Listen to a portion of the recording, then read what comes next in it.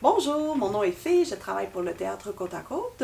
Aujourd'hui, je vous parle pour vous faire une petite capsule en collaboration avec le Jardin Mort pour vous parler de l'événement Le Jardin des Citrouilles qui aura lieu au mois d'octobre au Jardin Mort. Donc, nous, on a eu comme mandat de créer un parcours d'horreur pour les 8 à 15 ans. Donc, ça va se faire le 21 et le 28 octobre en soirée, une fois la nuit tombée. Donc, on vous conseille d'emmener vos lampes de poche. Le concept est que les visiteurs vont devoir accomplir différentes épreuves pour empêcher la venue de Samhain sur Terre, Samhain étant le dieu citrouille qui a été enfermé dans une cage en enfer depuis des centaines d'années. Donc vous, votre but, ce sera de fermer 9 verrous pour être sûr qu'il reste bel et bien dans sa cage pour encore des centaines d'années à venir. À travers plusieurs capsules, je vais vous présenter différents personnages que vous allez rencontrer au jardin parce que vous allez rencontrer beaucoup de personnages et plusieurs d'entre eux sont soit des figures historiques ou folkloriques. Donc, on trouvait ça intéressant que vous soyez un peu plus informés sur eux avant votre visite au jardin. Donc, pour commencer, je vais vous parler du mot Samhain. Donc, le titre du parcours qui s'appelle Samhain, les portes de l'ombre. Samhain, c'est qui? Samhain, en fait, ce n'est pas une personne, c'est une fête celtique qui se prononce Samhain.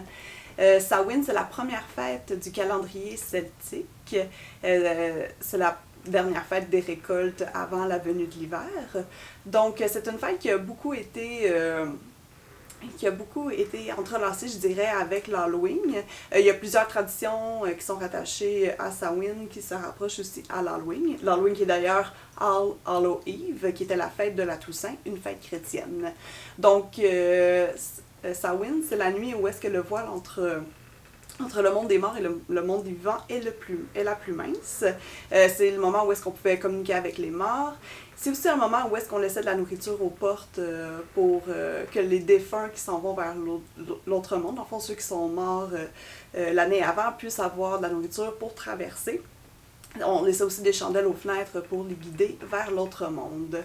Donc, en ce qui nous concerne au jardin, Samhain, ce ne sera pas Samhain, mais vraiment Samhain, puisque c'est un démon inventé de toutes pièces. Donc, on peut en voir des représentations ici. Donc, c'est un personnage qui est quand même beaucoup utilisé dans la culture populaire. Nous, on lui a donné le nom Samhain, mais des fois, on peut le voir comme dans Sleepy Hollow ou d'autres films ou d'autres événements. Donc, c'est ce qui conclut ma capsule. Et aussi, petite note, tout au long de mes capsules, je vais parler de personnages historiques ou folkloriques. Donc, on doit garder la nuance qu'il peut y avoir plusieurs versions, comme avec les contes, puisque ce sont des traditions orales et qui ont été répandues à travers plusieurs pays dans le monde. Ça se pourrait qu'il y ait plusieurs versions, qu'il y ait plusieurs appellations et tout ça. Donc, toujours garder ça un peu en tête lorsque je vais vous parler d'un personnage. Donc, je vous souhaite une belle journée et au plaisir de vous croiser au jardin.